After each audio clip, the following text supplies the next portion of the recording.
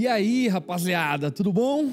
Muito bom estarmos juntos e eu quero te convidar para um bate-papo aqui, uma conversa sobre reino de Deus, sobre vida, sobre música, sobre medicina, sobre tudo um pouco. Eu creio que vai ser bem proveitoso e eu trouxe aqui o querido e eu creio que vai ser um tempo muito produtivo para nós. José Júnior, seja muito bem-vindo. Obrigado, tá sendo um prazer conhecer vocês aqui. Bom demais. E aí, José, quem é José Júnior? Diga aí pra galera. Mineiro. Mineirinho, cafezinho, pão de queijinho. queijo, interior de Minas.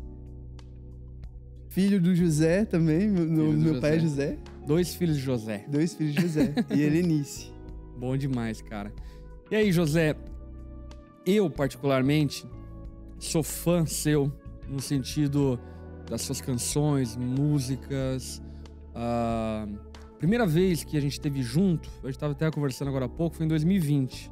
Lá com o João Paulo, lá no Céu na Terra School, sei lá como que era o programa lá. E eu olhei você ministrando. Eu lembro até hoje que a minha impressão foi a mesma impressão que eu tive quando eu vi o Alessandro Vilas Boas ministrando a primeira vez.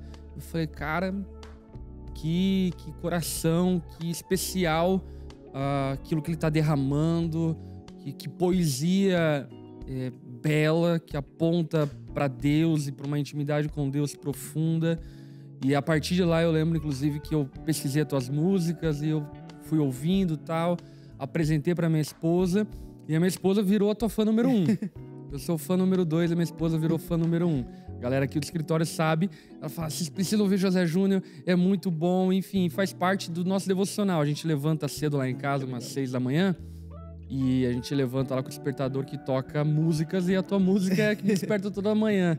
E de fato, são músicas que mexem com o meu coração no sentido de devoção, de amor a Jesus, assim por diante. Então, nesse primeiro momento de conversa, eu queria falar um pouco sobre música com você. Claro.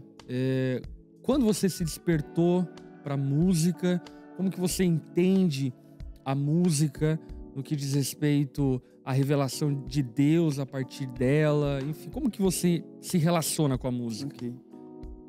Falar um pouquinho de música, tem que voltar um pouquinho nas minhas raízes. Eu cresci em um lar cristão e minha mãe era ministra de louvor. Então, sempre cresci com essa referência da minha mãe ministrando louvor.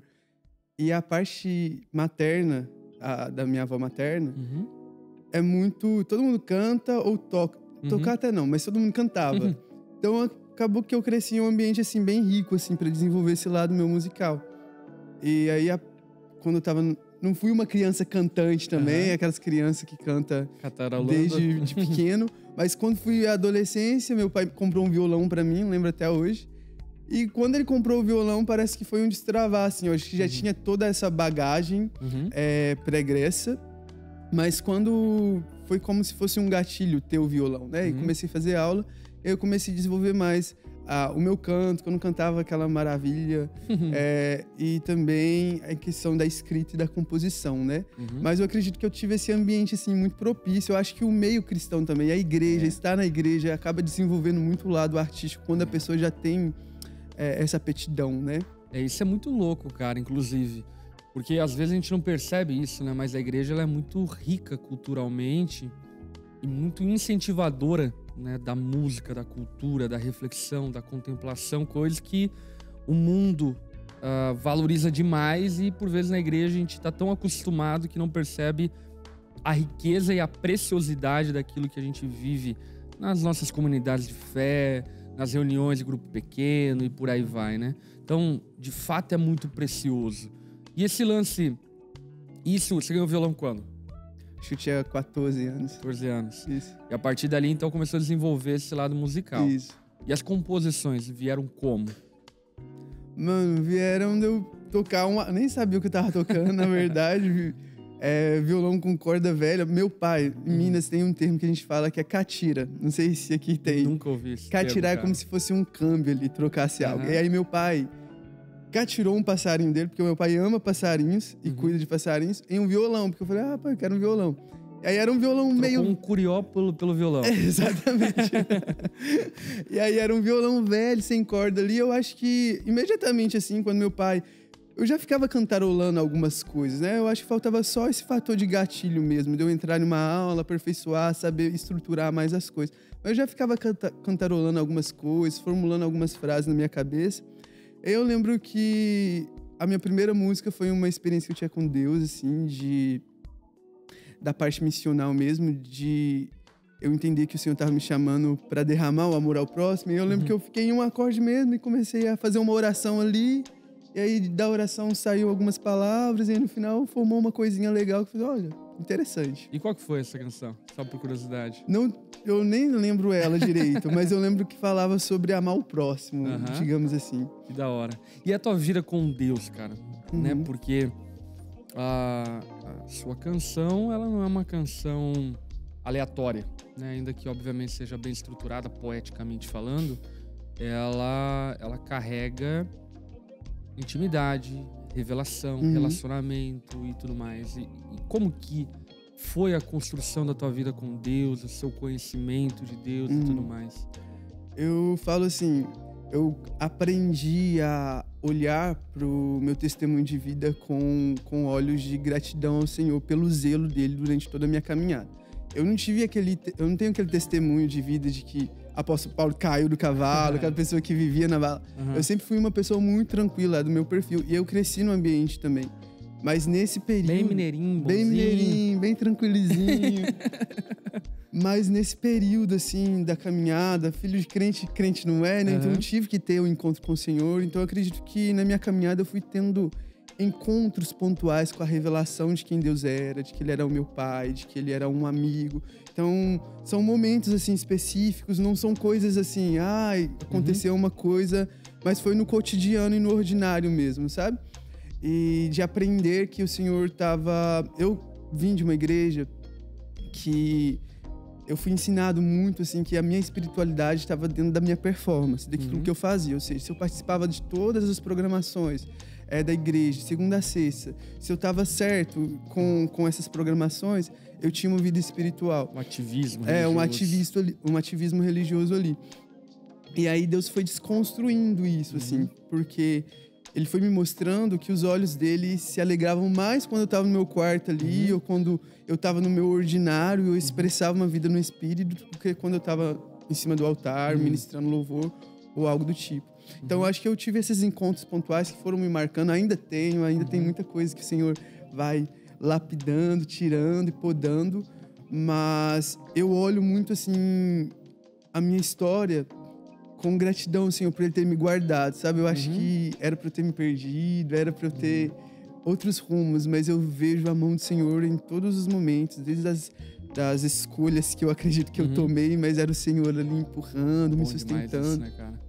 Porque isso é uma evidência da misericórdia do Senhor e uma evidência, eu diria, da soberania de Deus, né? No sentido de escolhendo os seus, de alguma forma, encaminhá-los para os seus bons propósitos, né? E a gente... É louco isso, porque na minha experiência de vida é muito igual. Eu costumo falar, né? Quando eu passei pelas coisas que passei, escolhi o que eu escolhi, enfim... Eu achava que era eu que estava escolhendo. Mas hoje, olhando e pensando bem pensadinho, né? Eu percebo que eu não poderia escolher o que eu escolhi. Verdade. Alguma coisa foi posta no meu coração, e hoje eu entendo que foi a própria graça de Deus, fé e assim por diante, que me induziu, me compeliu, me levou a caminhar em direção ao Senhor e, por fim, cumprir aquilo que Ele havia sonhado, estabelecido e colocado diante de mim, né? Isso é maravilhoso, porque demonstra muita a misericórdia do Senhor, o cuidado dele, o bom pastor que guia as suas ovelhas pelos vales sombrios da morte, pelos pastos verdejantes, pelas águas tranquilas, né? Glória a Deus por isso, não é um Deus cara. apático, né? De braços cruzados esperando a gente. Total. Sua vida de igreja, como é? E aí eu cresci no interior de Minas, então desde quando eu entendo por gente, né, eu tenho muita gratidão para minha igreja local, que foi a primeira, a igreja dos meus pais. Lá no interior de Minas, em Auma, chamava Comunidade Cristã Rio de Vida. Era uma comunidade independente, mas saiu da Batista. Então, vi a igreja sendo construída literalmente. Meu Que pai legal. ajudando ali a construir o fundamento. Então, Seu pai pastoreava? não, mas era membro ali Bem construindo os envolvido. fundamentos físicos Legal. mesmo da parada, da igreja. E aí eu tenho essas memórias bem afetivas, assim, sobre construção de igrejas, sobre rodas em comunidade ali. Minha casa sempre cheia de pessoas, ou a gente em outra casa de irmãos. A minha mãe, meu pai e minha mãe foram separados, eu tive pouco tempo com eles, assim, apesar deles terem essa relação amigável e terem sido por um tempo da mesma igreja. Mas minha mãe, como mãe solteira e vendo a igreja sendo apoio para minha mãe em muitos momentos. Então, assim, eu tenho essa gratidão demais, assim, por ter crescido nesse ambiente, ter tido essas vivências. Espero que futuramente os meus filhos tenham esse mesmo tipo de experiência. E aí foi aonde eu congreguei a maior parte da minha vida. Mudei para BH, que é 100 quilômetros de Inhaúma, mais ou menos. Continuei voltando, assim, mesmo com a faculdade na semana, voltava no final de semana. Até um ponto que o Senhor me deu, assim, carta branca para procurar uma igreja lá. E aí tem 3 anos que eu tô na Coração do Pai, que é em BH. Que legal. Fica onde, a Coração do Pai, em BH? Eu sou horrível com localidade. Uma Acho que referência. Perto do Mineirão, perto da Pampulha, perto... Não é perto de lá, mas é Pirajá, eu acho o bairro. Mas eu sou horrível com referência. Eu morei 6 anos em BH, mas não sei nem onde é a minha casa mais. Maravilha, bom demais. E como que é congregar? Daqui a pouco a gente vai entrar aí na tua formação acadêmica e tudo mais, mas enfim, como que, pra você, né? Eu já vi nos teus olhos e na tua fala muita gratidão a Deus por poder pertencer à igreja e, de fato, acredito que é uma coisa que quem vive igreja não percebe o quão é valiosa. E eu acho que talvez se Deus tirasse a igreja do mundo, a gente ia perceber o quão valiosa ela é. De fato. Porque ela é esse lugar de desenvolvimento ministerial, de desenvolvimento de dons, de afeto, de amor, de um acolhimento para o filho órfão, um acolhimento para a viúva, para divorciado, para o divorciado. A igreja é um suporte para o adolescente, é um suporte para o jovem. Então, o trabalho que a igreja saudável faz é um trabalho, eu diria, imensurável no seu valor. Não tem como quantificar, né? E eu queria ouvir de você isso, né? Ainda que você já tenha manifestado essa impressão, esse discernimento, enfim. Mas para você, o que é viver igreja? Assim? Como que você olha para esse privilégio, assim, de viver igreja? Né? José Júnior, o que é viver igreja?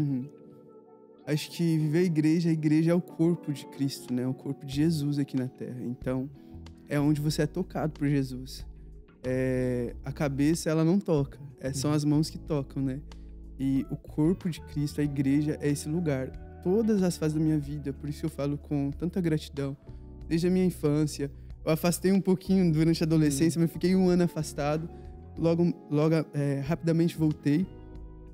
Então, todos os períodos da minha vida, eu tive a igreja como um suporte para mim, né? Para o meu desenvolvimento como pessoa, para o meu desenvolvimento em todas as áreas da minha vida. Então, eu vejo viver em comunidade, viver pertencendo à comunidade, ao corpo de Deus, além de, tipo assim, você fazer parte efetiva da história de Deus aqui na Terra, do que Ele está fazendo, porque Ele faz através do seu corpo. É uma forma de você ser tocado, é uma forma de você ser corrigido. É uma rede de apoio, naturalmente falando, tipo, é uma rede de apoio espiritual, de bem-estar, mas é algo que é um sentimento de pertencimento mesmo. Você saber que você pertence a um lugar, você tem uma família, você não é só, sabe? Então, eu acho assim que foi fundamental e é fundamental nos meus dias estar inserido na igreja, ser parte do corpo de Cristo e fazer parte daquilo que Deus está fazendo. Maravilhoso. Ter seus pés aqui na terra, né? Fazendo mexendo a música. Muito bom, muito bom. Essa música é maravilhosa, cara. Bom demais. E formação acadêmica. Vamos lá. De curiosidade, né? Você é formado em quê? Exerce qual profissão? Formei ano passado em medicina, formei na Federal de Minas, puxar a sardinha para melhor aí do Brasil. E aí, esse desejo veio antes da música, assim. Porque, como eu falei, eu comecei a interessar com música com 14 anos. E o meu desejo por estudar medicina e ser médico, eu acho que surgiu ali por volta de uns 7, 8 anos. Quando eu tava na casa da minha avó, eu tava folheando uma revista. E aí eu lembro que eu vi... parece um pouco clichê, mas foi exatamente isso. Eu vi uma foto de uns menininhos subdesnutridos da África. Eu olhei para aquilo e falei, eu quero... Acho que foi um insight ali, sabe? Algo que o Senhor gerou no meu coração. Eu quero ser médico. Coloquei aquilo na cabeça. Então, desde aquela idade pra frente, eu sabia, tipo assim, quando pensava em alguma profissão ou exercício de algo, eu sempre pensava na medicina como algo que eu conseguiria, tipo assim, encontrar um lugar de plenitude natural da coisa, sabe? Tipo assim, nossa, estou fazendo... De vocação. De vocação, exatamente. De vocação. E aí, formei, e aí depois não passei direto, aí falei... Depois do ensino médio, eu falei, bora, agora é a hora de eu correr atrás, tá aí, preciso tomar uma decisão, cobrança, né? Depois que você forma, você vai fazer uma faculdade, você vai começar a trabalhar. Eu falei, não, vou investir agora, esse é o momento. Aí fiz um tempinho de cursinho e passei na Federal, graças a Deus. Poxa, que legal. Formou já, né? Formei já. Formou quando? Ano passado. Ano passado? Ano passado. Da hora. E agora você tá nesse período aí de especialização, escolher especialização. Aí esse ano eu tô trabalhando como generalista, que é como se fosse um clínico geral, em um posto de saúde, na cidade que eu tô morando agora. Mas se Deus quiser... Seu diagnóstico não é virose pra tudo, né? Não é virose pra tudo. Brincadeira. Amo os médicos. Mas Mas tem muita coisa que é virose, só tratando. Deixando claro, né? Mas o que você pensa de especialização? Eu penso em pediatria. Acho que às vezes, se eu fosse pro campo mais cômodo, eu faria dermatologia, que eu ia ser aqueles médicos, assim, mas fazer o meu horário. Mas eu acho que pediatria eu vou conseguir cumprir mais um propósito daquilo que eu acho que Deus tem pra mim na área, sabe? Legal. Então, infelizmente, felizmente, a nossa vida não é tomada por decisões que visam o nosso conforto, né? É verdade. Maravilha, cara. E olhando, né, pra medicina, enfim, eu acho que a medicina, ela é fantástica, né? Porque, como qualquer profissão, né? Mas, enfim, falando sobre a medicina, mas no sentido de você, de maneira, eu diria, direta, interferir, abençoar a vida das pessoas, tocar a vida das pessoas. Na medicina, você toca, de fato, a vida das pessoas, né? E como que você enxerga isso no sentido ministerial da coisa? No sentido missional, né? Você é um médico que, se tiver oportunidade, ou será um médico, enfim, um especialista, que, se tiver oportunidade, prega o evangelho ou cumpre a missão, ou você é um missionário que usa a medicina como desculpa para cumprir a missão. Como que você interpreta isso? Cara, eu tô descobrindo ainda isso. Eu sempre falava durante a faculdade que uma das coisas que motivou, eu contei a história lá atrás, era servir o campo missionário através da medicina, né? E aí, durante a faculdade, eu usei as minhas férias para fazer algumas viagens, já fui na Amazonas, já fui em alguns outros lugares do Brasil também, servindo na área médica, entre aspas, porque eu era estudante, sabia muita coisa, mas tava lá, com o coração. Tava lá. Mas enfim, e aí sempre ficava essa dúvida, né, de como que isso seria na prática. E aí, esse ano, Deus me chamou de alguma forma para o campo missionário antes daquilo que eu pensava que seria.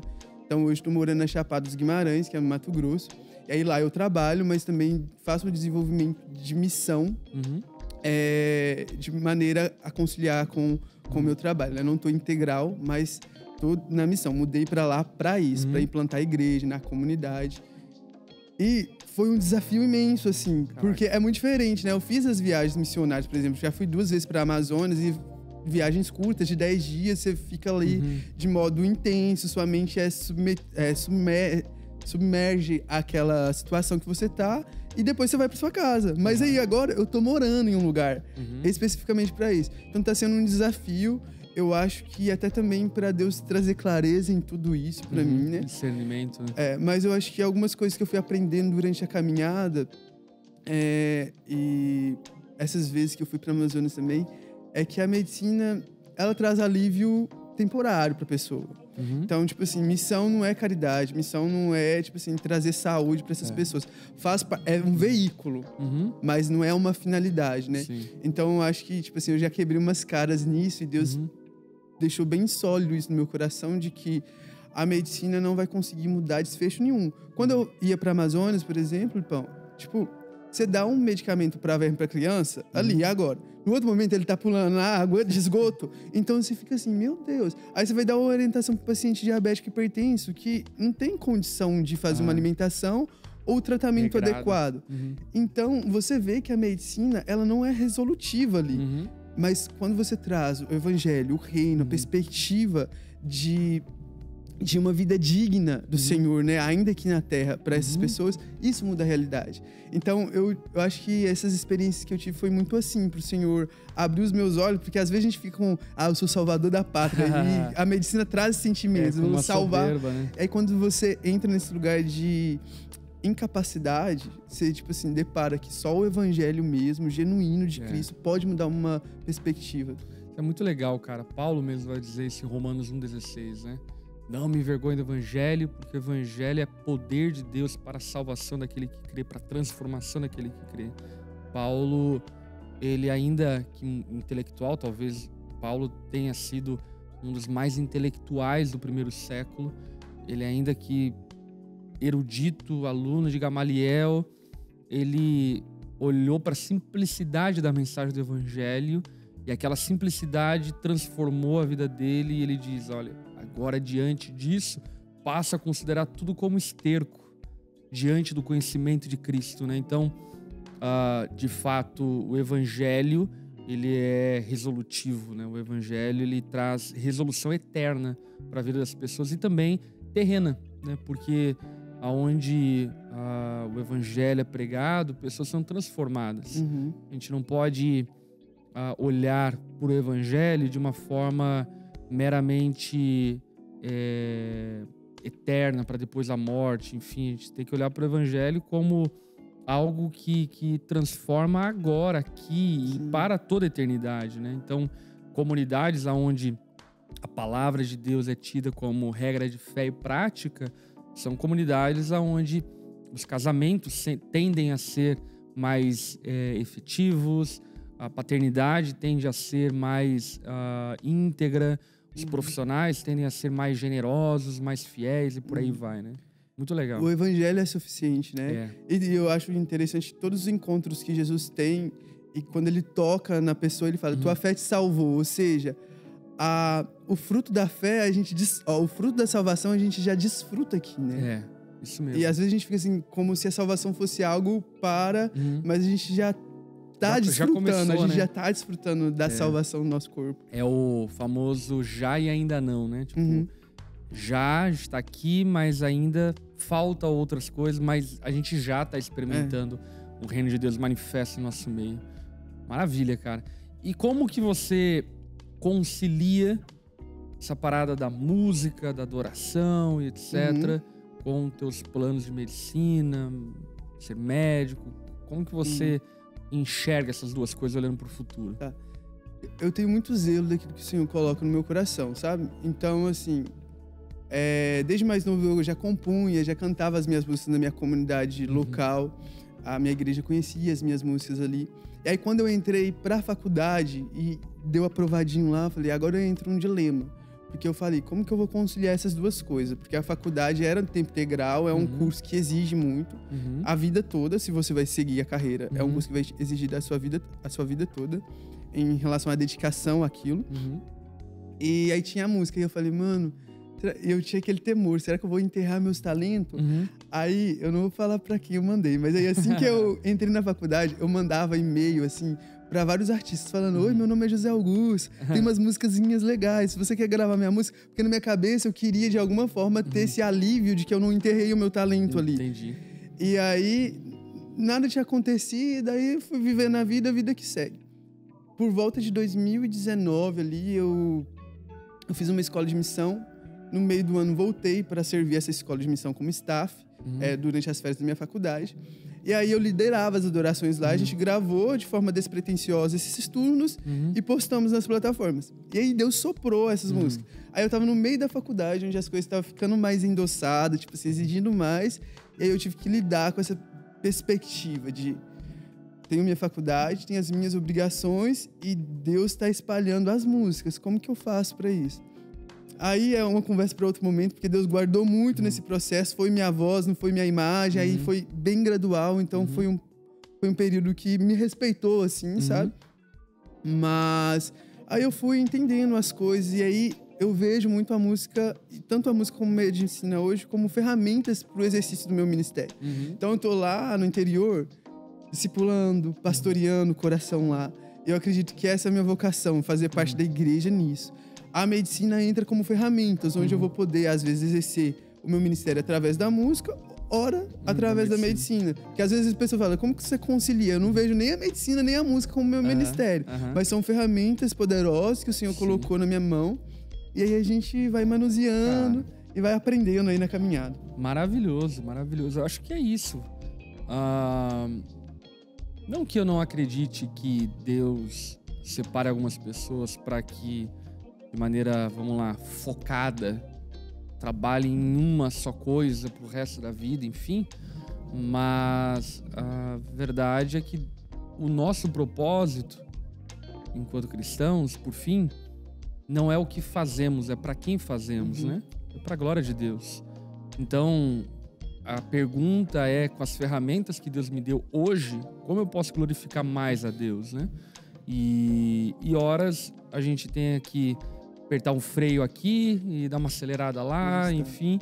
Mas usando essas ferramentas com a intenção de render glória a Deus ao máximo que podemos com aquilo que Ele nos deu para agora, né? Pro dia de hoje. Isso é muito aliviador, porque jovens ficam com esse questionamento. Qual que é o meu propósito? Qual que é o meu destino? É quando a gente muda essa pergunta, tipo assim, qual que é a história de Deus e como que eu posso contribuir com a história de Deus?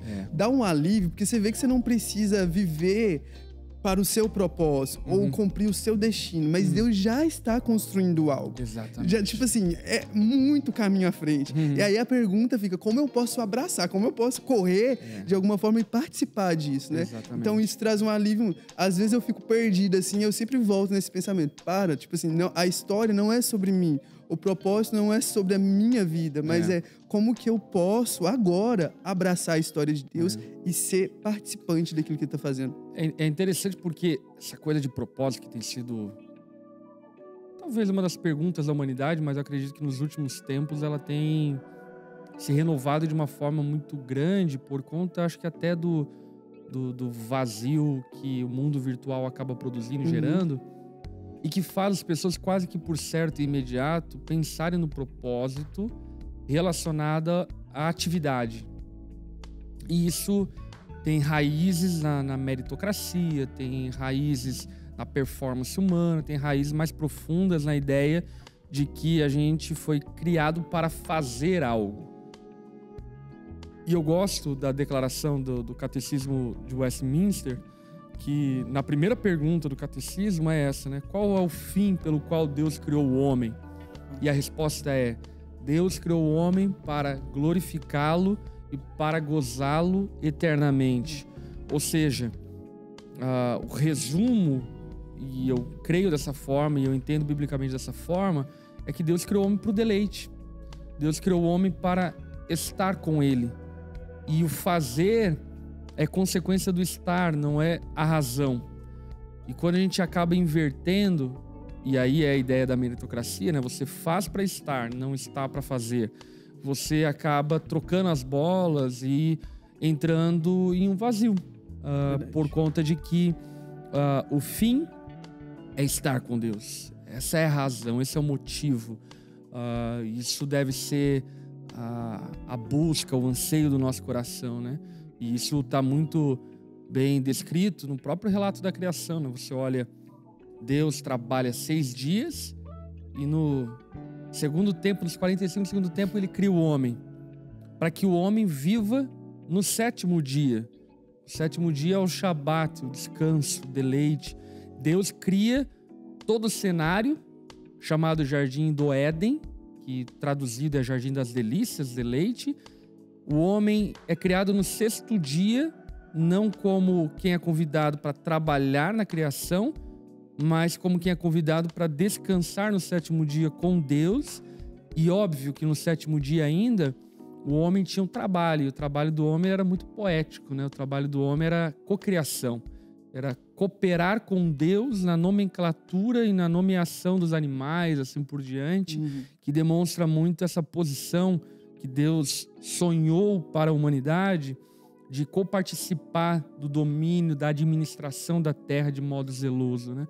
Portanto, o propósito, ele é muito mais bem definido como estar do que fazer, né? Estar em Deus. Inclusive, esse é o tema da conferência que nós estamos vivendo aqui na Onda nesses dias, que é a presença, estar na presença de Deus. E quando pensamos na conferência, teu nome veio à minha mente por causa daquilo que eu falei lá no começo, introduzindo, né? Porque existem algumas canções de algumas pessoas que fazem parte de momentos de solitude, momentos de reflexão, de devocional que eu tenho, e cito alguns, né? Enfim, o Alessandro Vilas Boas faz parte, né, dos meus momentos de devoção, as canções da Bethel fazem parte dos meus momentos de devoção, e o José Augusto Júnior também faz parte de alguns momentos de devoção que eu tenho a sós com o Senhor. Então, quando eu pensei nisso, teu nome veio à mente justamente por conta de que em vários momentos onde eu fui tocado pela presença de Deus, de alguma forma as suas canções, enfim, estavam ali no BG, no background daquele momento, né? E, por fim, pensando no tema da conferência, propósito, estar e etc, tal, como que você olha para suas canções nesse sentido de apontar para a presença de Deus, sabe? Você entende o impacto que a poesia que Deus tem te dado tem nesse sentido de gerar um sentimento, uma afeição, uma percepção da presença de Deus? Como que é para você, compositor, enfim, músico, e pensar a presença de Deus e tudo mais? É muito louco, porque eu não vivo tão imerso nesse ambiente, assim. Tipo, isso aqui pra mim, de tipo, sair da minha casa e vir pra uma outra igreja e ministrar, não é dentro da minha rotina. Eu faço, sim, algumas agendas, mas é bem pouco limitado dentro daquilo que eu tenho, né, de ordinário. Então, esses são os momentos que eu tenho, tipo assim, de maior... A internet dá um deslumbre, assim, mas, tipo assim, de onde sua música tá chegando, do que ela tá fazendo. Às vezes a gente recebe alguns testemunhos, mas quando você vai para outros lugares e conversa com uma pessoa, fala, cara, sua música me ajudou nisso, onde eu tenho esse impacto maior, assim. Então, às vezes confesso que eu não tenho tanta perspectiva do que minha música gera nas pessoas, ou daquilo que produz, sabe? Então, são alguns momentos que eu tenho alguns contatos assim, e eu fico surpreso, porque não é uma coisa da minha rotina, do meu dia a dia. Eu falo, meu, que especial isso, né? Que honra é, de alguma forma, gerar algo que saiu de algum lugar que eu tava vivendo, e isso de alguma forma se tornou alimento para outra pessoa e ajudou alguma pessoa em algum processo da vida dela. E às vezes eu não tenho essa dimensão, às vezes eu preciso parar igual esse momento para que algo precioso, né? Tipo assim, a minha voz chega onde eu não consigo nem imaginar onde tá chegando e tá fazendo algo, e isso é poder do Espírito, não tem outra coisa que explica isso, né? E o que vem é apenas o sentimento de pequenez, tipo assim, como eu, e gratidão ao Senhor de poder, de alguma forma, fazer parte disso, né? Mas as minhas canções, elas vêm muito desse lugar, assim, eu tenho muita facilidade de escrever, de compor. Mas, às vezes, eu entro em alguns processos de bloqueio criativo, porque eu não gosto de, tipo, vou pegar um violão e escrever alguma coisa, porque eu acho que não flui de um lugar de verdade. Então, todas as minhas músicas ou saiu de um processo que eu vivi com Deus, ou algo que Deus estava querendo gerar ali para a comunidade no momento, assim, e aí se torna um espontâneo, e depois eu construí uma música. E muitas canções fazem sentido para mim depois. E às vezes eu escrevo, sai do nada. Por exemplo, tem uma música Yeshua para mim que eu escrevi e pessoal curtia, eu falei assim, mano, nem é a minha canção assim, sabe? Aquela que você não tinha aquele apreço, foi um espontâneozinho que surgiu. E eu passei por um período depois que aquela canção serviu de alguma forma para alimento para mim, sabe? Então eu tenho essa relação. E aí eu ouvi uma palavra que eu me apeguei a ela. Que um amigo meu e pastor, ele virou e falou, José, as suas canções são seus salmos pessoais. Antes de atingir qualquer pessoa, ela tem que atingir o seu coração em algum lugar. E vai ser o seu suporte quando você quiser lembrar sobre quem Deus é na sua vida. E aí quando eu escuto as minhas músicas, é esse sentimento que eu tenho assim, de que o Senhor me alcançou em algum momento e que Ele tá fazendo algo em mim, sabe? Por mais que às vezes é difícil a gente enxergar isso concreto, mas algo tá sendo construído. Ele é fiel para terminar. Com certeza, cara. E assim, caminhando já pro fim, cara, primeira coisa, eu amo a tua simplicidade e até meio que num tom de amigo, irmão na fé, pastoral. Eu digo a você, cara, não perca esse coração. Naturalmente, Deus vai multiplicar as oportunidades e possibilidades, tanto na medicina quanto na música e assim por diante. Mas acho que você tem alguns valores que precisam ser abraçados e preservados para toda uma vida. Esses valores passam por viver igreja, viver comunidade de fé. Eu me preocupo com músicos que têm ganhado notoriedade Brasil afora e que se esquecem da simplicidade do cristianismo, que é servir um ao outro, amar os irmãos, discipular os novos convertidos, abraçar as pessoas carentes, pregar o evangelho para quem não conhece, e acaba que se deslumbra com mero entretenimento gospel.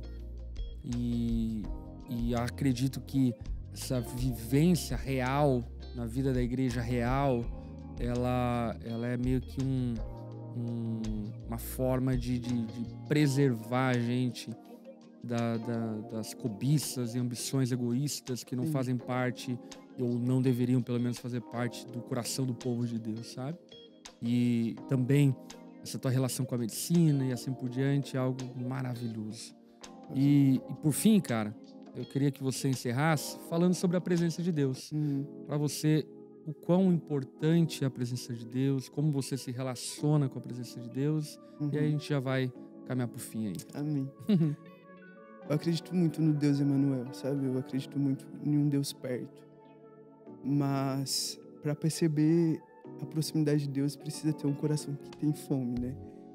E ano passado, e os 2 últimos anos da faculdade, foi um período onde minha rotina de faculdade e não tinha tempo praticamente.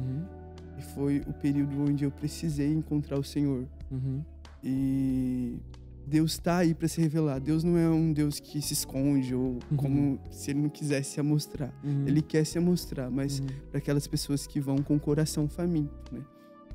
E isso, assim, é o que arde meu coração. Porque, às vezes, você não vai ter 1 hora, 2 horas, 3 horas para você entrar no seu quarto e ficar. Mas Deus, Ele tá querendo se revelar através do seu serviço. Ele tá querendo se revelar no ônibus onde você vai. Em uma frase que você lê de um livro ou em uma música que você tá tocando. Deus tá querendo estar perto de você e próximo. E foi isso que Jesus fala sobre a adoração naquele princípio. Ele fala, olha, vai chegar onde devemos adorar, nesse monte ou naquele. Vai haver um tempo que aqueles adoradores adorarão o Espírito em verdade, independente de lugar e espaço, né? E eu acredito muito nisso. Deus quer se revelar. Então a gente precisa ter esse coração sedento. Quem tem fome procura algo de comer, né? Então, se você não tem andado com fome, ore o Espírito Santo para que seu coração seja tomado por essa fome, porque você vai encontrar Ele. Ele tá muito fácil, muito perto, né? O véu se rasgou, não existe absolutamente nada capaz de nos separar mais de Deus. Às vezes é só as barreiras que nós mesmos criamos. É isso mesmo. Bom demais, gente. Foi bom aqui o bate-papo, a conversa. precioso. Acompanha lá o trabalho do José Júnior, recomendo as canções dele, Spotify, YouTube, acompanha lá nas redes sociais e creio que vai ser bênção pra tua vida. Prazer demais, mano. Prazer Bom ter você redondo. aqui conosco. Deus abençoe, galera. Até a próxima. Tchau, tchau.